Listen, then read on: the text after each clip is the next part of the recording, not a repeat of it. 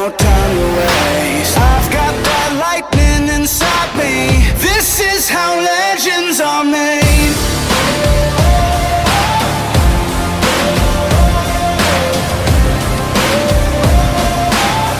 This is how legends are made.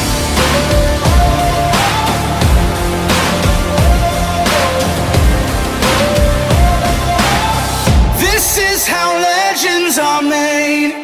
What's up, everyone? Welcome into the Round 6 podcast. We're your hosts, Keaton Cordell and Jake Smith, coming to you from Horseshoe Bay, Texas, and Denver, Colorado. We had a great week last week. The picks all hit, except for maybe one or two. The fight card was insane. We just saw some wild fights. I watched the whole card at work since the card was in London. So watched it at work. Prelims turned on at 11 o'clock. Main card started at 2. I did no work until that card was over. But once it was over, I finally got some work done and just was in shock the rest of the day over just how good some of those fights were that we saw. But I was super impressed by just about everyone involved. I think Cyril Gane put on a hell of a performance. I think Tai Tuivasa didn't lose any bit of stock whatsoever. And just the rest of that main card was insane. We saw some good prelims. Benoit Saint-Denis looked incredible.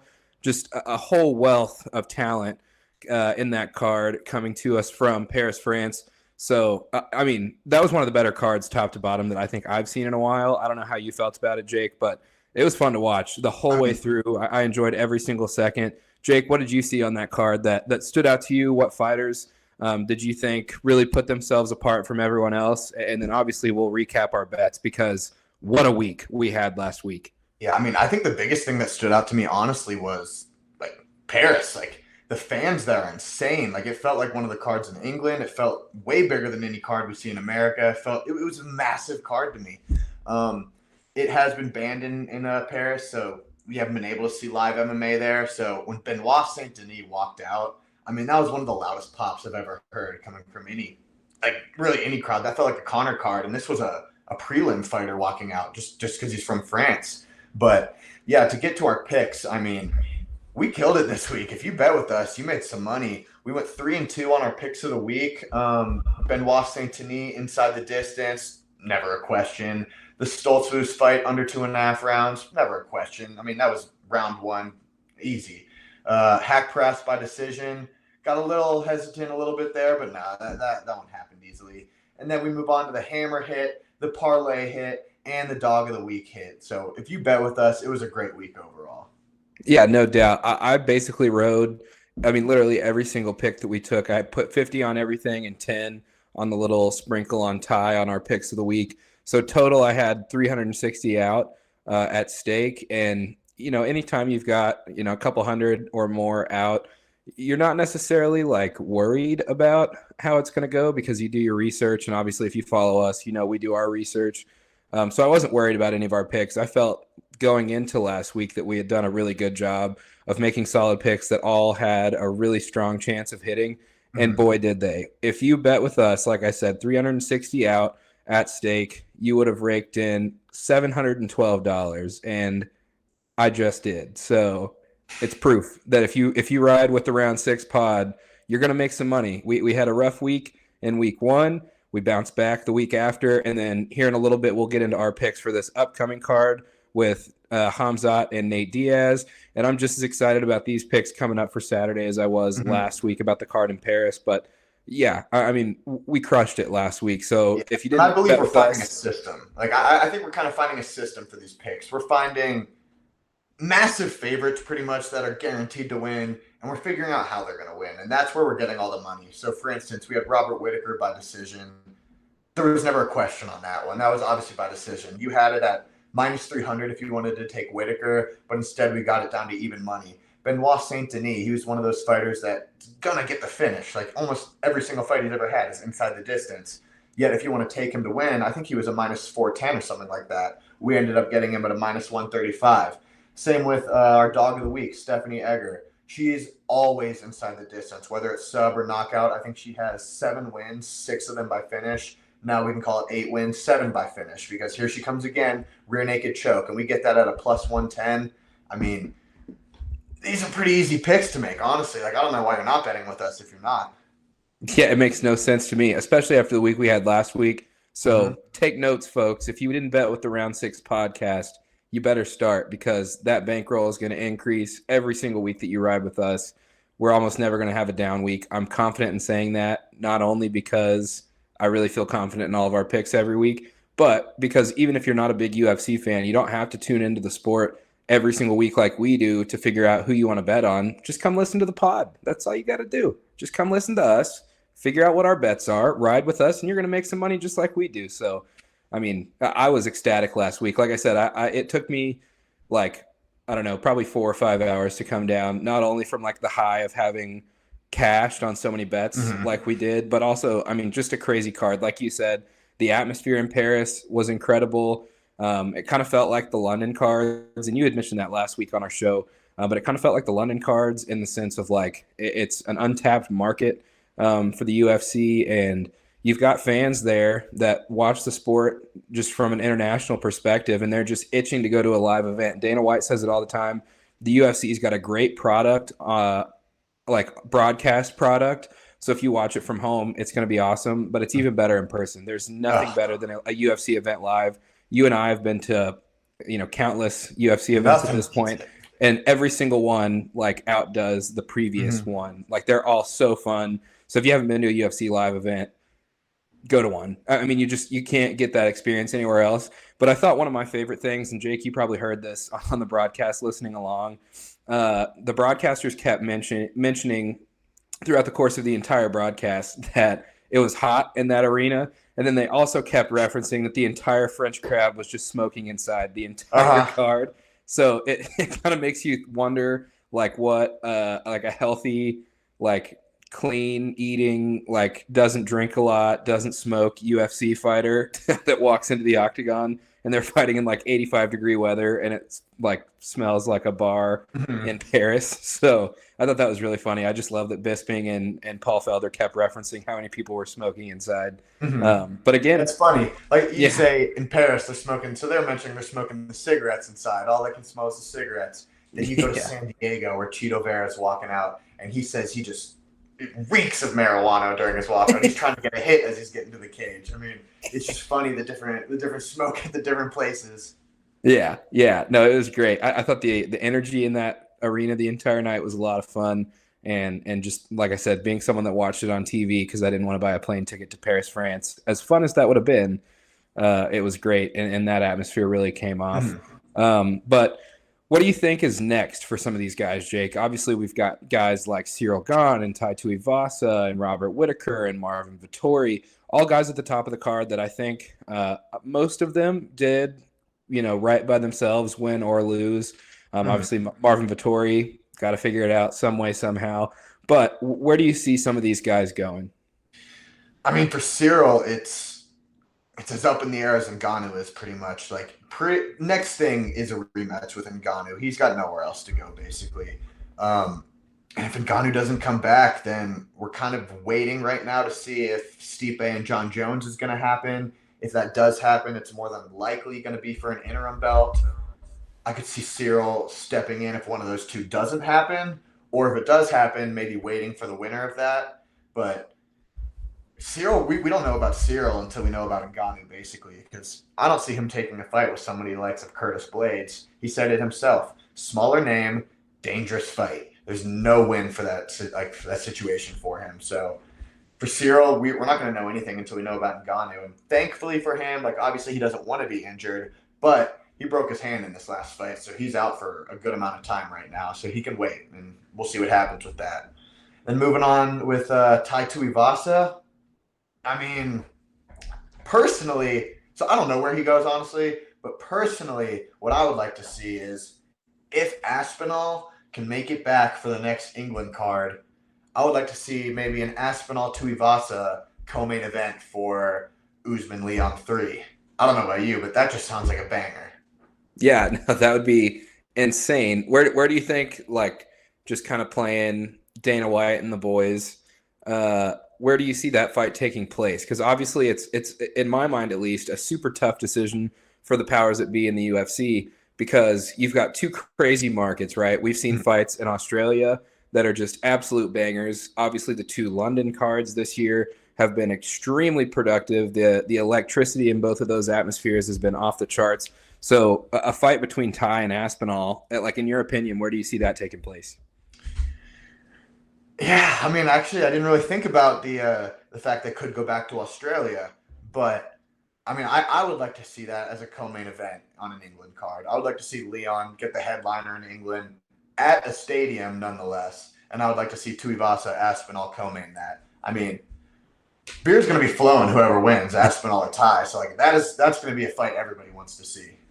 Yeah, absolutely, absolutely. And I mean, one has to think that if they go back to London, or I guess I should say when they go back to London, imagine the turnout and just the pop that you get, not only from a live crowd, but just all around London, wherever that fight might take place, whether it's like the O2 Arena.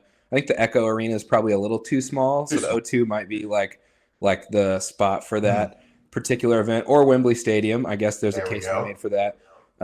But can you imagine the scene in London, or just England in general, if you've got Leon at the top of the card, Aspinall as the co-main, Paddy Pimblett finds his way somewhere on that card, Molly McCann finds her way somewhere on that card. Good God. If Darren Till gets the win in December against Dricus du Plessis, I mean, what if this fight doesn't happen until March? We could see Darren Till again. Hear Sweet Caroline come out because he says he only does that back home. So, that would be insane. Crazy. Yeah. We might have to go to that. I would go to that. We'd have to consider going to that. That would be wild. Champ finally, so that pop alone is going to be crazy. Darren Till, everybody loves. Paddy, everybody loves. Got to get Molly. Tom's going to be coming back. Let's get Tuivasa on the card, obviously. Oh my gosh, I see it happening already.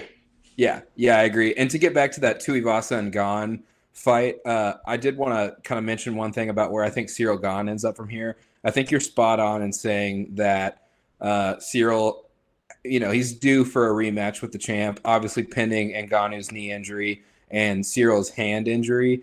If that doesn't fight and Stipe and John Jones gets made and the winner of that comes out and the fight looks like it makes sense for Cyril, obviously that's one thing.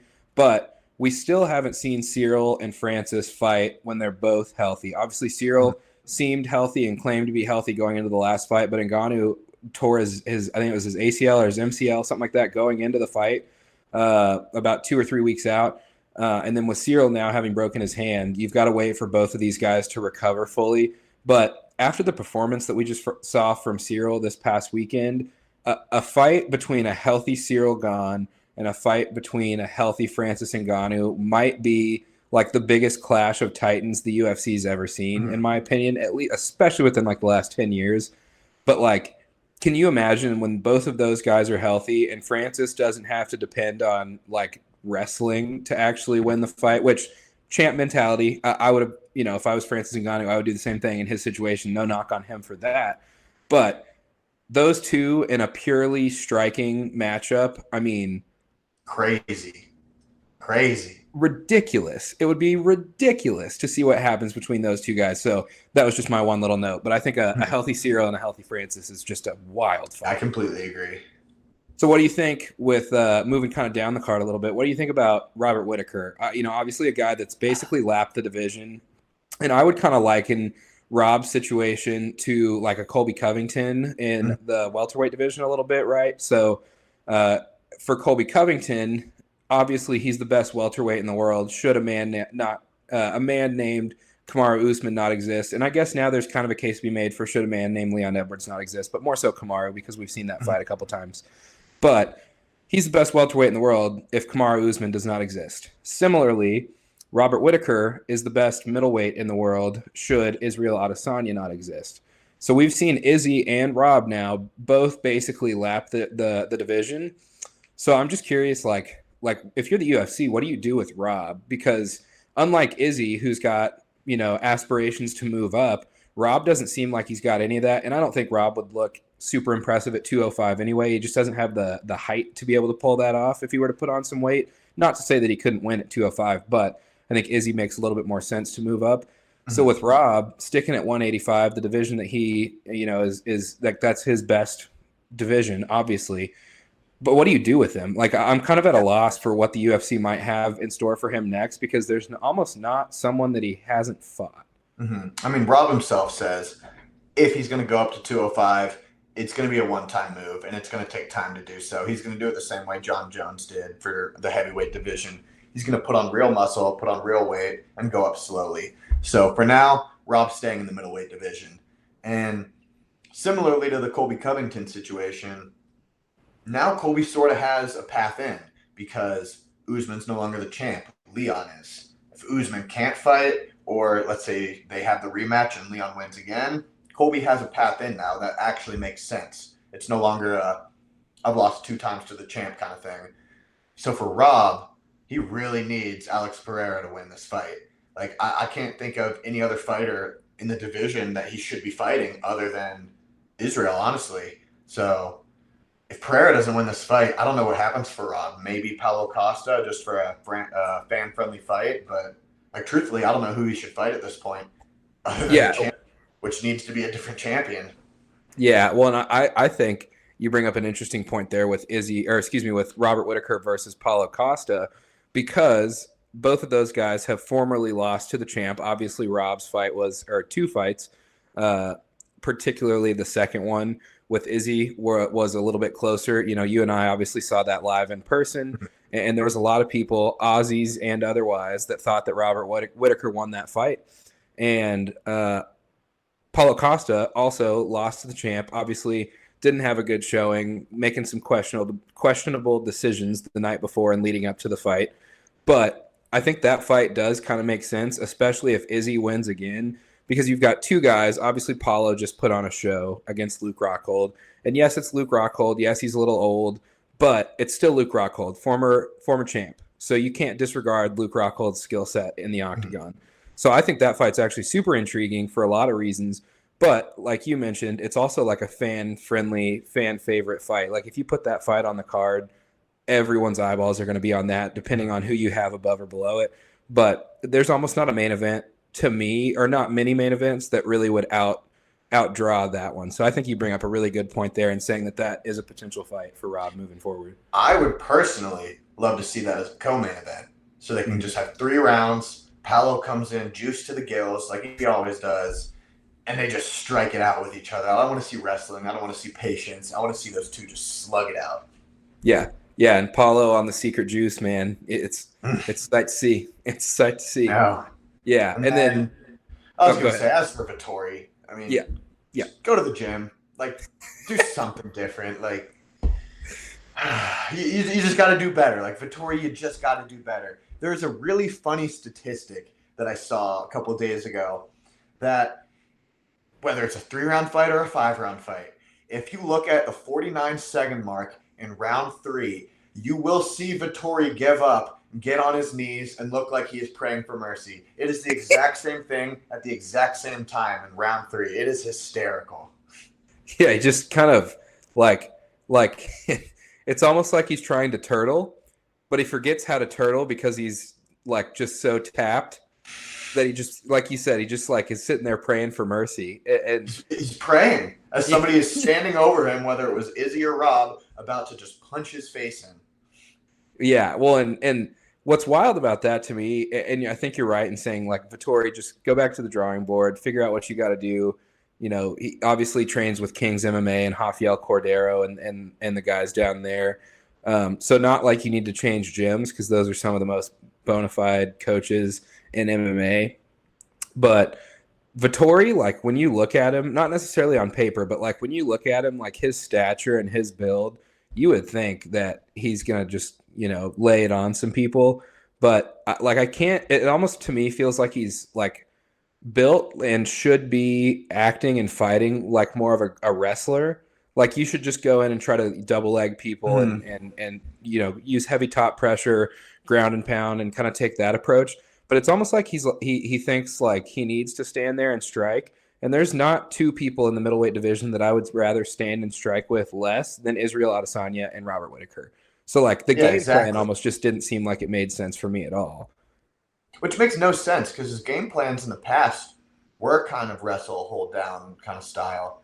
And he's just, it's like he fell in love with his hands, but for no reason. Like, Yeah, for all the wrong reasons yeah. to be 100% certain. We Yeah. haven't really seen that knockout power. Like, we haven't seen him just drop people like Usman started to. Well, So, I mean, we can't disregard those hammer fists to the quad in round 5 of the fight against the champ. So, I mean, those I were agree. devastating blows. Brutal. So, I guess he just felt like those were effective and just thought that was the path to victory. But no, Get to work, Marvin. Get no. to work. Yeah. Yeah. So, all right, let's move into this next card, shall we? I think we've got a lot to talk about here. A couple weeks ago, Jake, and you and I had talked about this a little bit earlier today, but a couple weeks ago, you sent me this card, and you were just wondering why this isn't a fight night and why this is a pay-per-view. And in true UFC fashion, within like 3 weeks, they turn it into just a phenomenal card. You had the likes of Kevin Holland and Daniel Rodriguez to the card. You had Li Jingliang and Tony Ferguson to the card. And it just slowly but surely kind of became what we know and love now as a pay-per-view. So are there any fights on this card that kind of stand out to you that you like, fights that they added recently that you like and you think are going to stand out? Kind of take me through this card and take me through your thoughts on what we're going to see this Saturday. Yeah, I mean, this card really was nothing special, and now all of a sudden, I'm super excited for this card. To start off, Kevin Holland and D-Rod, like, that is a fight I cannot wait to see. Kevin Holland moving down from 185 to 170, I think is going to be a real problem. Like, for starters, I thought D-Rod was a real problem, but Kevin Holland is not a guy I'm going to bet against, especially down at 170, because he had the knockout power at 185. He's got the length to fight these 185ers. And now he's just slimming down a little bit because he wasn't cutting much weight to make 185. He was probably walking around 190, 189. Like, I can't imagine he was that heavy of a guy. Now moving down to 170, I think he's going to be an absolute problem in that division. Yeah, and both of us love Kevin Holland, obviously just because we're both from Fort Worth. But how can you not love Kevin Holland with all of the talk and the that big mouth attitude that he's got? And he's kind of curbed that a little bit. He doesn't. Like, it almost seems like he's a little bit more locked in now. But then you point at situations like when he was in, I think Oliveira in his last fight kind of had him in like a seatbelt lock from the back and worked it into a rear naked. And Kevin Holland, there he is, just, thumbs up, just saying he's fine. But he does it in Kevin Holland fashion. And so, like, he's almost got, for me, like a little bit of an aura around him, just in that he's so fun to watch and seems, I don't want to say carefree because he definitely cares. But he seems like he's just so relaxed and so used to being in those situations that, like, it's just natural for him to, like, talk at the other guy, whether it's, kind of chirping him during the fight or whether they're laughing about something that happened, or even when he was in, like, a semi-deep rear naked against Alex Oliveira and he's just there throwing his thumbs up, but it's not like a normal, like, I'm fine. It's just like, I mean, it looks like he just got an ice cream from the ice cream truck down the street. Like, yeah, he's just awesome. He's just so fun to watch. He's a fan favorite for sure.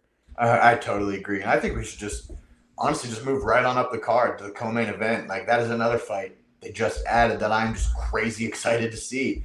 Tony Ferguson and the Leech. So, I mean, for all the Tony fans out there, I'm sorry. This fight is a crucifixion, in my opinion. Tony's a 155er who also just got knocked out, I don't know what, 6 months ago? Your brain needs to heal.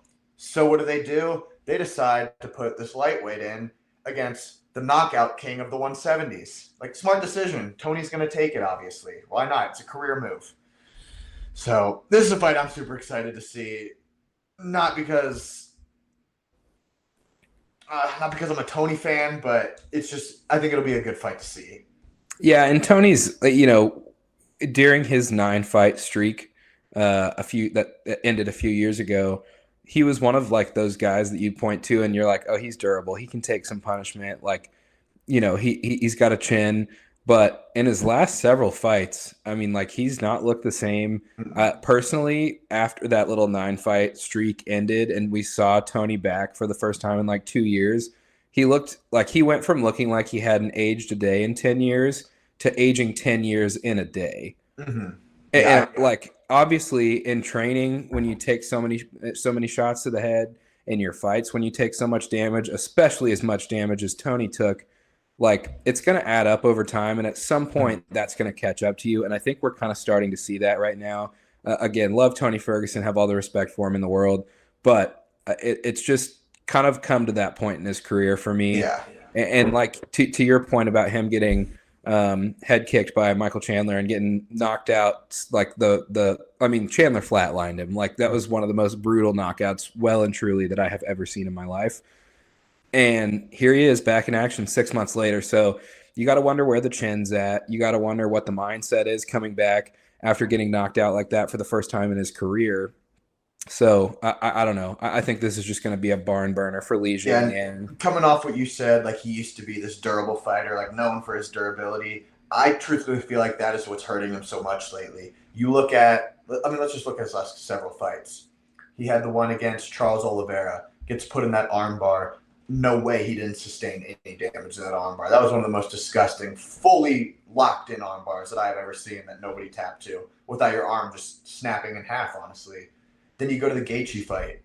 The fight had to be stopped for his own good. He wasn't going down. He wasn't going to go out. Like you said, he's durable.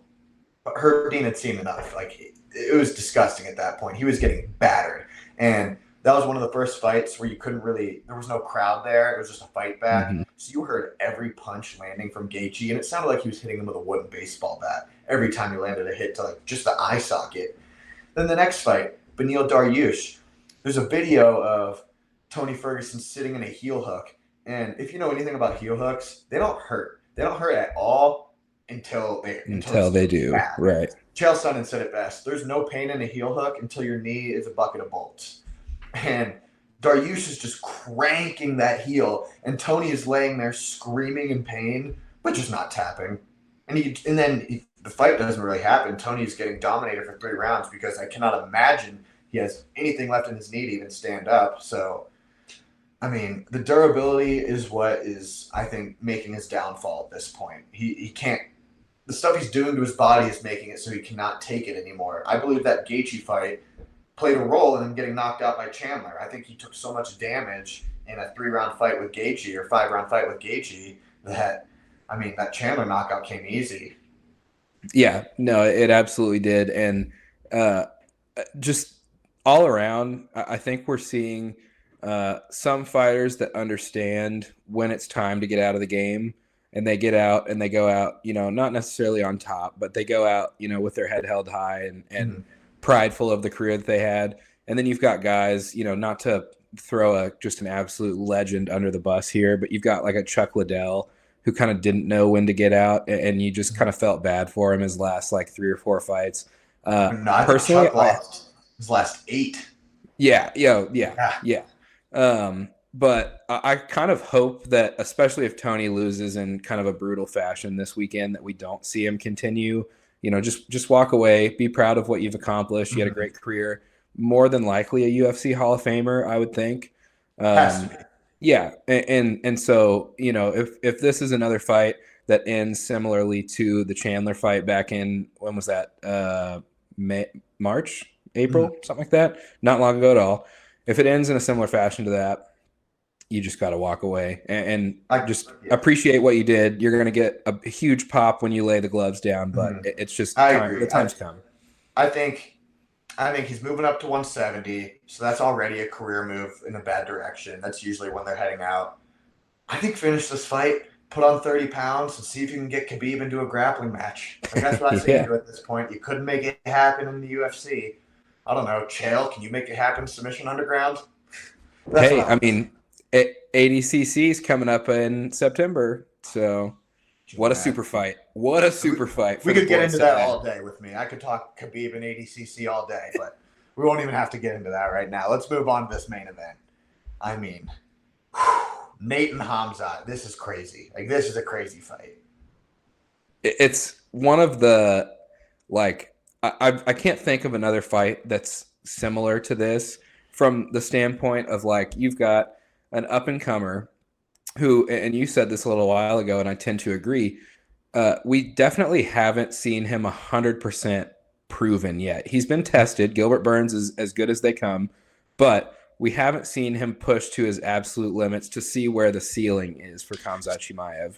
So I think he's he's been pushed to his limits. Gilbert absolutely pushed him to his limits. Like, he showed there's heart, but Gilbert is the one who also showed that Khamzat is not ready for a championship fight. You see, and if you watch the countdown, you can hear the translations from his coaches screaming at him, stop brawling with this guy, stop brawling with this guy, stick to the game plan, all this stuff.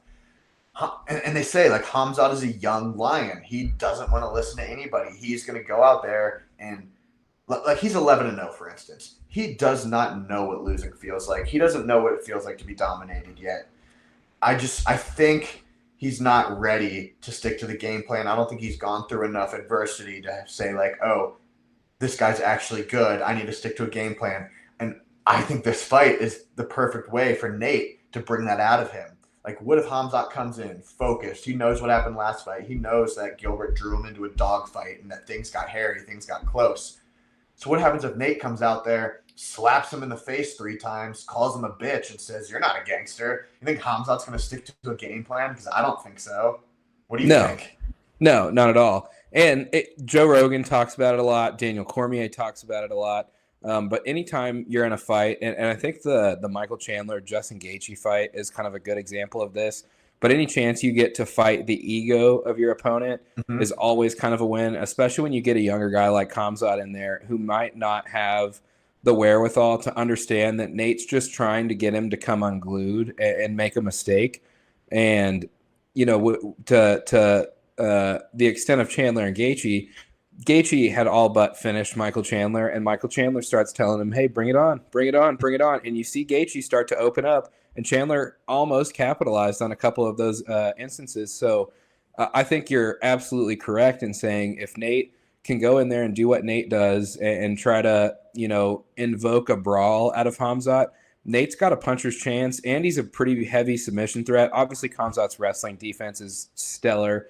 His offense on the ground is stellar, but Nate's so slick off of his back. Like, there's almost not another fighter in the UFC that's as active and has as active of a guard off of his back as Nate does.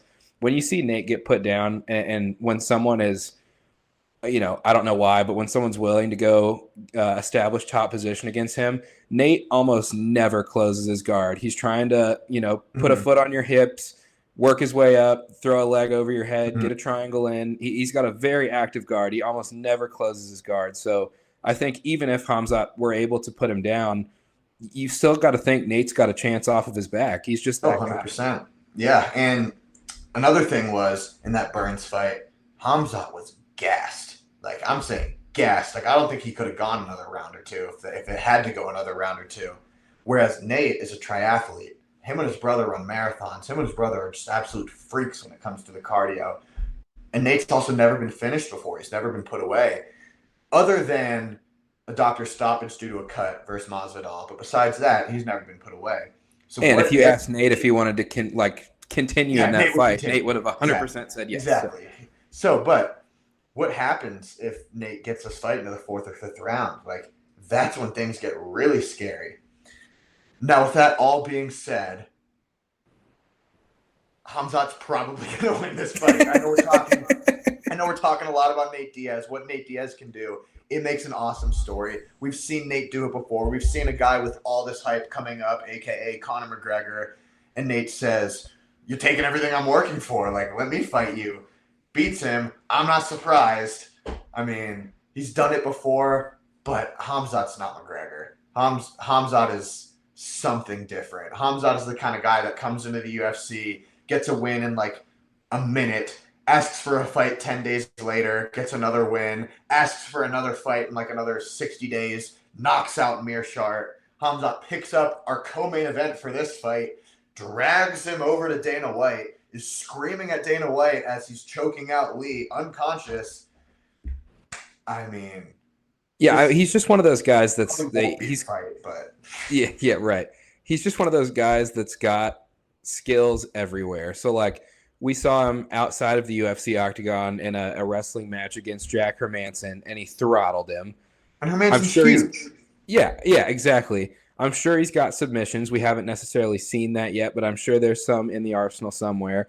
And then we've seen him knock out Mearshart. We've seen him go toe-to-toe with Gilbert Burns. Even though he was hurt once or twice in that fight, he's right there in that fight with Gilbert Burns, who's got nasty striking at 170 pounds. Obviously, Gilbert used to fight at 155, moved up to 170, and kind of found his bread and butter and was just knocking people out. He went on like a 4 or 5 fight streak of just flatlining people, and Khamzat stood toe to toe with him that whole fight. So I think Khamzat's just dangerous everywhere. Nate's just one of those guys that's like he's slick everywhere, if that makes sense. Like he doesn't necessarily have like flashy power or he's got flashy submissions, I guess I would say, especially earlier in his career. But like Nate's kind of more of a guy that flies under the radar a little bit, not necessarily from a fan perspective, but from the way like he carries himself and the way he fights. Khamzat is this like the international sensation right now, just because of the way he's kind of burst onto the scene. So, like you said, I'm super excited for this fight, even though, you know, who knows if it's going to go in Nate's favor or not. But this is one of those fights where I'm not really mad about either guy winning, as long as it's a good fight and we learn something from it. Like if we learn something about Khamzat in this fight, I'm all for it. If Nate wins, I'm going to be going nuts. So I'm all for it. But yeah, so with all that said about the card this week, let's start throwing our picks out there. I'm just as excited going into this week as I was last week about our picks going into the Paris card. So I'm super excited about everything that we've got going on. I think we spent some time on the phone earlier and we made some really great picks. So without further ado, Jake, start throwing some picks out there. Let's make some money. Yeah, so for our first pick of the week, we're going to go with Norma Dumont by decision, sitting at -120. So this is another one of those heavy favorites. She's sitting right now at a -410 money line. When you look at her record, she has 7 wins, 5 of them by decision. And this is another women's fight. Most of these women's fights do tend to go the distance, although a little later we might not say that. But for right now, we're saying most of these women's fights go the distance. And at a -410 favorite, seeing her mostly get wins by decision, I mean, you're getting basically even money for that to go the distance and for her to win. So that's our first pick there. Moving on to the next one, we have Irene Aldana versus Macy Chiasson. We're taking that under 2.5 rounds at +160. Our reasoning for that, both of these women are finishers. Both of these women are knockout artists. They're about 50-50 in terms of decisions versus finishes.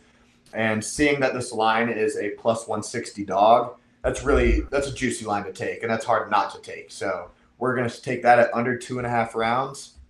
Our next pick is going to be Melissa Martinez, double chance, KO or sub for the win, and that's sitting at a +330.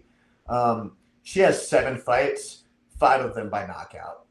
So at +330, I mean, she's an undefeated fighter right now. She's more than likely going to get the finish. She's a finishing fighter. We're going to take the double chance just in case she starts getting the ground and pound in, might get the back, gets the sub. It's only a 20-point difference between knockout and adding that double chance. So we're going to give her a little bit for the sub as well. So at +330, I would absolutely take Melissa Martinez to win by knockout or sub. And then our last pick of the week is a little 2-leg parlay just to get an even line on these 2 heavy favorites. So we're going to take the Johnny Walker and the Ion Cutelaba fight to not go the distance. And we're parlaying that with Kevin Holland and Rodriguez to also not go the distance. These are the first one, 2 psychopaths fighting. Like, this fight's not going the distance. I would be so shocked if that fight actually went the distance. And then as for Kevin Holland and D-Rod, both of them have knockout power. Both of them can shut the lights out. If not, Kevin can get it to the ground, get the sub. I personally think Kevin Holland's going to get the win inside the distance. But just in case he gets slept, we're going to take this fight just in general to not go the distance. And if you parlay the 2 of those, we're sitting at +103. And don't you love it? An additional parlay made its way into the picks of the week. That's not even a parlay. And it's not even it's not even the parlay of the week. So you get 2 parlays for the price of 1 this week.